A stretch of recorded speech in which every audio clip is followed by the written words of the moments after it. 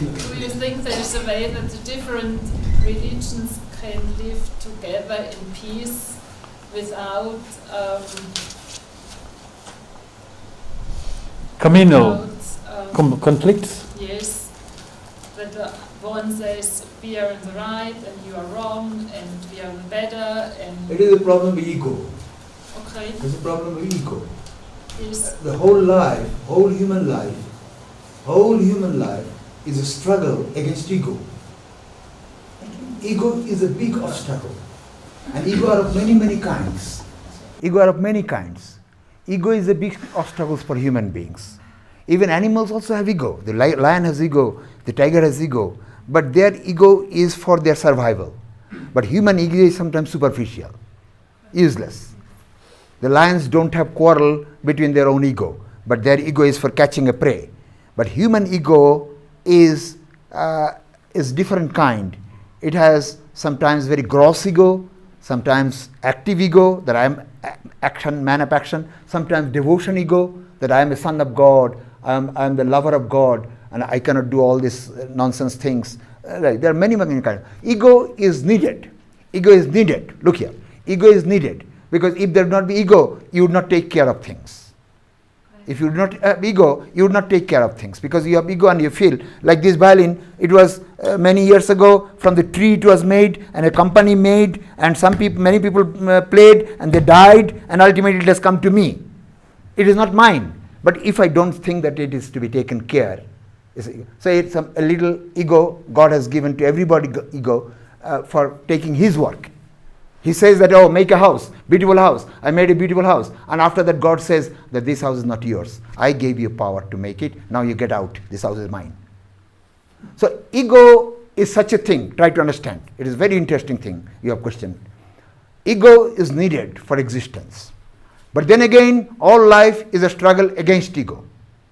If you, with wisdom, with your knowledge, you eliminate your gross ego from you, your ego, sense of I, mine, you take out, you are blessed. If not, nature will give you a punch. Ego has to be given up at any rate. With knowledge you give up, you are blessed. If not, no knowledge, punch will come to you. If you think it is mine, one day will come and you will have to realize this is not mine. People think it is my house, and there is an earthquake, and they run away from the house and say, oh, what a danger. Run away from the house. It's not mine, it is somebody else's. Those there, all people are together. So nature will not like ego. So this is the training from the very beginning. If man and woman has to live together, they have to think that we should not be ego. We must listen carefully others, and we must think rationally, and we do rationally. We are not to be imposed by anybody, nor we should impose anything upon anybody. This particular ego is a problem. And ego can be removed by only spiritual knowledge. The small I, little existence, it can be transcended by spirituality. And when spirituality comes, your ego is melted. And spirituality has the power to help you to create your environment. Environment is also connected with you. If you have transformed yourself, you see the environment is changed. Your friends are different. Your lovers are different. Your elements are different. Just now I told you it is one of the good violin. How it has come to me? Because I love violin. I compose things. Automatically God has said, oh, this fellow is not playing violin in the hotels, making money, and not going to concert, showing his quality. He is just loving me and playing for me. So he should play this. So I have another best violin like this, which might be costing millions of dollars. So best things will come to you. Heart is best. How you can be best? Melt your gross ego. Take the ego that I am the divine. I am the child of the divine. Everything is happening because of his wish. So that way, transformation of ego is the most important job for every human being. And generally people have this quarrel because they don't try to transform. So God gives such a sort of situation, they start fighting with each other to break down their own ego. When ego is dissolved, what arises? Pardon me? When ego dissolves, what arises? Supreme ego comes. Divine ego comes in you. Divine experience comes to you. God and ego cannot go together. Darkness and light cannot go together. The experience of God and diminishing ego all go together. So you cannot have ego and at the same time realization of the Supreme. How can you do that?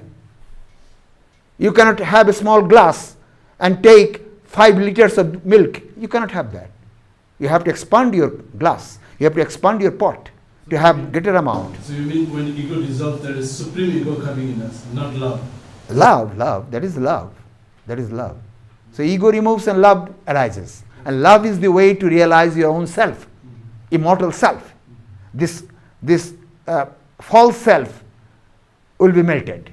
So every problem is from ego. The culture generally is that they go to worship, they worship in the temple, they worship every day in the room, they have every day in the puja room, they go and worship this, that. So I think this kind of kriyas, worshipping, yoga, meditation, reading holy books and this, that, they help your ego to remove for the time being. Those practices have to be. That is called sentient kind of practice, sentient. But if you are after money, after food, after this, then ego also grows very tight. Then you have a tension. Some people are there, without quarrel they cannot sleep. Once they have to quarrel at the daytime.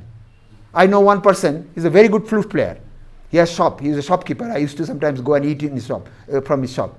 So he used to come every day. I would see his house from the window when I was a boy, schoolboy. He would come every day and his wife is very beautiful.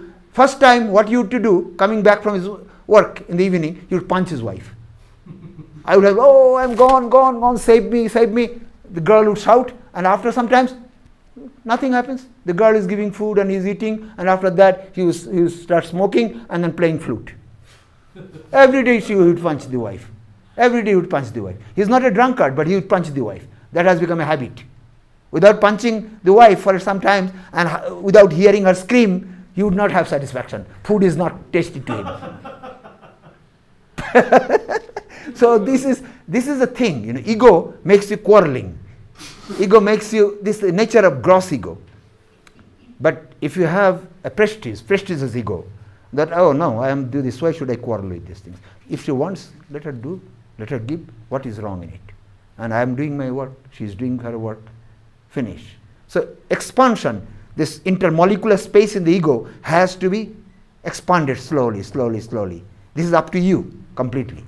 Ego, I told you, without ego, world will not move, and God doesn't like ego. He says, if you remove it by my devotion, by knowledge, by wisdom, by analysis, by discrimination, it is fine. If not, I will put you to a situation where your ego will get punched. This is a guaranteed thing. I think I am not speaking wrong. Do you think I am speaking wrong? Situation will arise. Some other ego will come to you. Some other ego man, ego person, and you will start fighting. And ultimately you will get tired and you think that, oh, what is the use of fighting all these things? Let me be in peace. So this is one thing. You must be careful. And then again, some food grains, if you fry, they look like the grains, but they don't germinate. They don't germinate.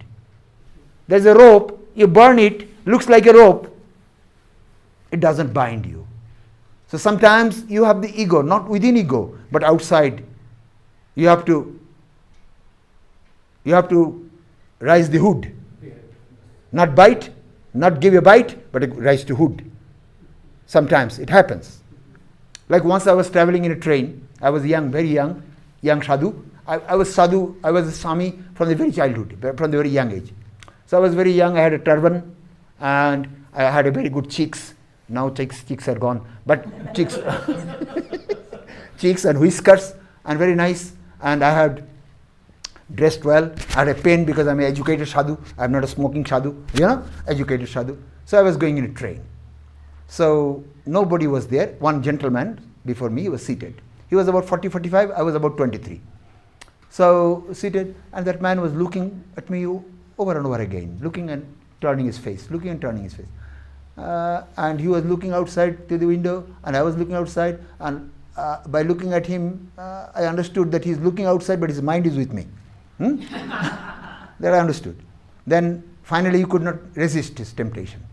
he had been thinking in the mind that this young man, at the time when he had to enjoy the world and pleasure, how he has become a man with saffron cloth, a sadhu, things like that. So he wanted to fool me, in a way. So he said, Swamiji, do I ask you a question? I said, sure. You are God. Are you Brahma? I said, I am. Am I Brahma? I say, you are. This pen that in your pocket, is it Brahma? I say, it is. So if you are Brahma, myself is Brahma, pen is Brahma, then if that pen is taken out from there and keep it here, what is wrong in it?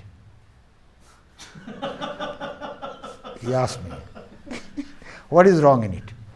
I said, no sir, it's not wrong. You are Brahma, myself Brahma, pen is Brahma. If you take this Brahma out from here and keep in that Brahma, no fault, nothing. But you have not seen the fourth Brahma. You have seen three Brahmas, pen, me and you, but the fourth is my stick in my hand. The moment you Brahma will take this Brahma and take it there, the stick will start dancing on your head.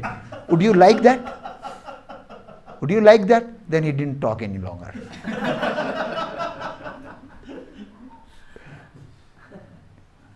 The same story, there is another story.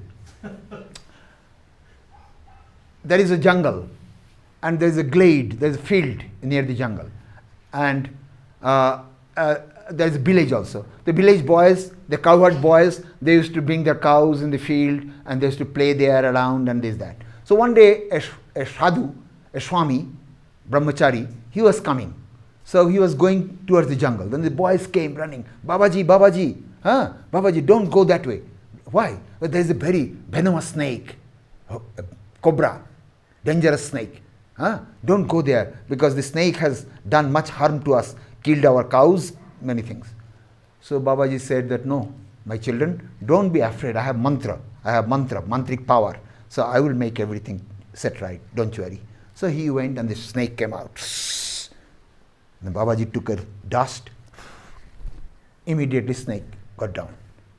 Then Babaji said, why are you so aggressive? What have I done to you that you come this way to me? The snake said, sir, it is my habit what to do. This is my nature. What can I do? He said, no, you can do something. I give you a mantra. Chant the mantra all the time. Don't do anything else. All day long chant mantra and don't harm to anybody. Don't harm to anybody. Don't bite anybody. Okay, sir, I will do that. So he gave a mantra and went away. After a year, the Babaji was coming. He asked the boys, what happened to the snake? Oh, sir, we don't see him. We don't see him. He might have been dead. I don't know him, where it is, and nothing. I say, he cannot be dead unless my mantra is complete, unless it is successful. He cannot be dead. Let me see. So he went inside the jungle and he started shouting by the name of the snake. The snake came out like an earthworm, very slowly bowed to him and stand there. What happened to you? Why are you so weak? Sir, I have not been eating any insect, not frog, nor anybody. I have been eating only rotten leaves of the tree, and that way might have been weak. Then Babaji said, it cannot be. Only eating leaves, you cannot be so weak. Something might have happened, you remember. No sir, no sir. Oh, I remember sir. They are children, they don't know. Once I came out to collect food, they caught hold of my tail and just whirled it and threw me. So I vomited blood. That way I have become a little weak maybe. So forgive them, I have done. He said, you are stupid. Huh? I told you not to bite. But why you have done that? You cannot have meditation by having so weak a body. You could hiss.